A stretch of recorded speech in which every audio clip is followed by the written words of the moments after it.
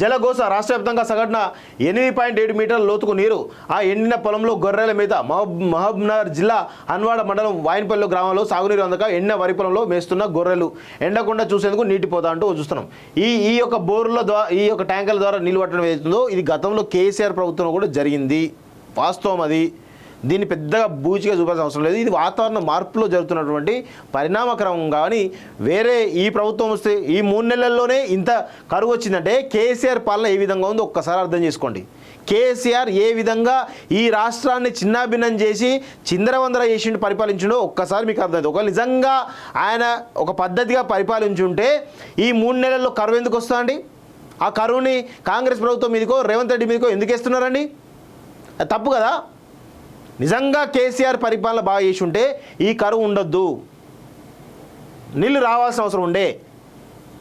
ఇది కేసీఆర్ చేసినటువంటి పెద్ద మోసం. నేను అందుకే చెప్తాను, కేసీఆర్ ఆంధ్రలో కంటే కూడా ఈ తెలంగాణకు పెద్ద ఎత్తున నష్టం చేసింది కేసీఆర్ కల్వకుంట్ల కుటుంబం మాత్రమే. ఇది గంటాపదంగా నేను చెప్తా ఉన్నాను. జలగోస రాష్ట్ర వ్యాప్తంగా సగటున 8.7 మీటర్ల లోతుకు నీరు. ఆ ఎండిన పొలంలో గొర్రెల మీద మహబూబ్నగర్ జిల్లా హన్వాడ మండలం వాయినపల్లి గ్రామంలో సాగునీరు అందక ఎండిన వరి పొలంలో మేస్తున్న గొర్రెలు ఎండకుండా చూసేందుకు నీటి పోతా అంటూ చూస్తున్నాం. ఈ యొక్క బోర్ల ద్వారా ఈ యొక్క ట్యాంకర్ల ద్వారా నీళ్ళు పట్టడం ఏదైతుందో ఇది గతంలో కేసీఆర్ ప్రభుత్వంలో కూడా జరిగింది. వాస్తవం అది.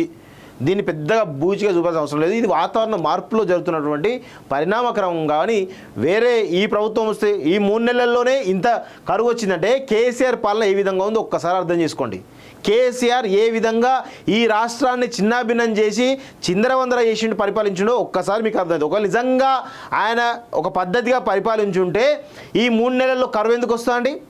ఆ కరువుని కాంగ్రెస్ ప్రభుత్వం మీదకో రేవంత్ రెడ్డి మీదకో ఎందుకు వేస్తున్నారండి? అది తప్పు కదా. నిజంగా కేసీఆర్ పరిపాలన బాగా చేసి ఉంటే ఈ కరువు ఉండొద్దు, నీళ్ళు రావాల్సిన అవసరం ఉండే. ఇది కేసీఆర్ చేసినటువంటి పెద్ద మోసం. నేను అందుకే చెప్తాను, కేసీఆర్ ఆంధ్రలో కంటే కూడా ఈ తెలంగాణకు పెద్ద ఎత్తున నష్టం చేసింది కేసీఆర్ కల్వకుంట్ల కుటుంబం మాత్రమే. ఇది గంటాపదంగా నేను చెప్తా ఉన్నాను.